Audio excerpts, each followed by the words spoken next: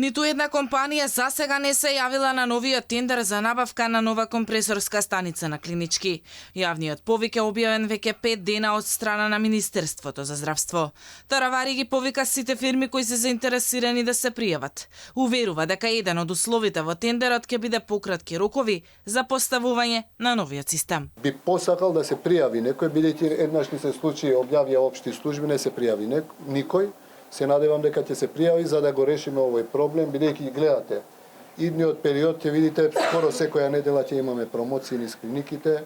Се надевам дека и со овој проблем ќе го решиме барем ако е можно до крајот на годината. Доколку пропадне и вториот тендер, министерот тврди дека Министерството за здравство ќе подпише директен договор со некој набавувач за хирушките сали побрзо да профункционираат повторно. Салите функционираат, да не заборавиме.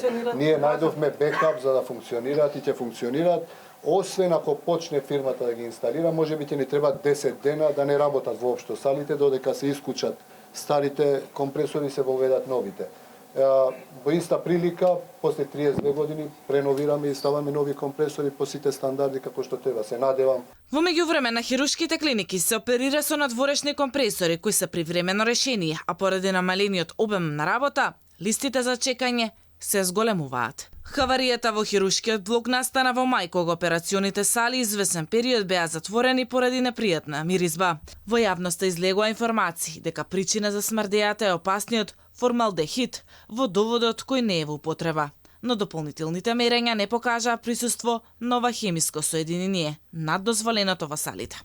Од клиниката за травматологија, анестезија и реанимација информираа дека се преземени дополнителни превентивни мерки, вклучувајќи почести и ненајавени мерења на квалитетот на воздухот во хирушкиот блок за поголема безбедност и на персоналот и на пациентите.